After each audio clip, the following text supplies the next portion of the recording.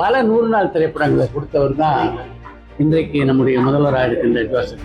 அது மாதிரி தான் இன்றைக்கு அரசியலையும் பார்த்தீங்கன்னா அந்த 100 நாள் பயணத்தை மிகவும் வெற்றிகரமாக நிகழ்த்தியிருக்காரு.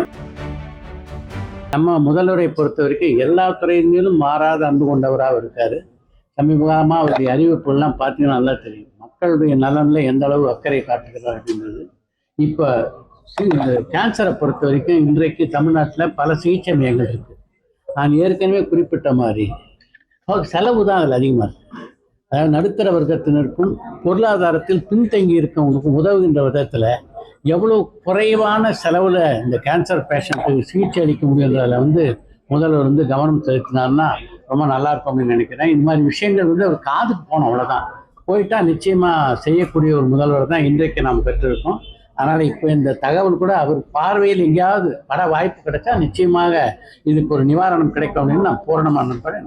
கண்டிப்பாக ஒரு பார்வையில் படும் சார். இப்போ 100 நாள் கம்ப்ளீட் பண்ணியிருக்காரு சிஎம். 100 நாள் ஆட்சி எப்படி?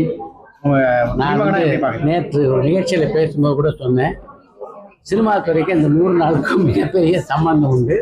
பல 100 நாள் திரைப்படங்களை கொடுத்தவர் தான் இன்றைக்கு நம்முடைய முதல்வராக இருக்கின்ற ஜோசப். அவருடைய திரைப்படங்கள்லாம் 100 நாட்கள் எந்த அளவு வெற்றி படங்கள் அமைஞ்சது அப்படின்னு நான் சொல்லி இங்கே தெரிஞ்சுக்க வேண்டிய அவசியம் இல்லை. அது மாதிரி தான் இன்றைக்கு அரசியலையும் பார்த்தீங்கன்னா அந்த 100 நாள் பயணத்தை மிகவும் வெற்றிகரமாக நிகழ்த்தியிருக்காரு. பெரிய விமர்சனங்கள் இல்லாமல் ஒரு ஆட்சி ஒரு 100 நாட்கள் கடக்கிறதுன்றதே பெரிய விஷயம். அவர் மேலே யாராலும் அதிகமான விமர்சனங்களை வைக்க முடியலன்னா அதுக்கு காரணம் அவருடைய நோக்கமும் விஷனும். அது மக்களுக்காக என்ன செய்யணும் அப்படின்னு எப்பவுமே சிந்திச்சுட்டு இருக்க காரணத்தினால்தான் இந்த ஆட்சி இவ்வளவு வெற்றிகரமாக நடைபெற்றிருக்குது. யாராலையும் அதிகமாக அவரை நோக்கி குறைய சொல்ல முடியலன்னா அதுக்கு காரணம் அவர் மக்களை பற்றி சிந்திக்கின்ற முதல்வராக. நன்றி. தவிர்க்க முடியாத தம்ப்நெயில்ஸ், கலக்கலான கண்டென்ட்ஸ், சினிமாவும் சீரியஸ் பிரச்சனைகளும், பல வருடங்கள் இடைவெளிக்கு பிறகு இந்த படத்துல ஒரு கலகலப்பும் கைகலப்பும், போயிட்டே தான் இருக்காரே தவிர பிரேக்கே இல்லாமல் பிரேக்கிங் நியூஸ் சொல்லும் தந்தி டிவி ஆப். இன்ஸ்டா தலைமுறை வரை இறங்கி அடிக்கும் தந்தி டிவியின் டிஜிட்டல் எக்ஸ்க்ளூசிவ்.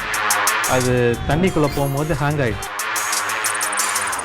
உங்களுக்கு விஜய் சார் எந்த அளவுக்கு ரொம்ப பிடிக்கும்? Of course, Malayalis are huge Vijay sir fans. ரெண்டு பேருமே ரொம்ப பிடிக்கும் எனக்கு.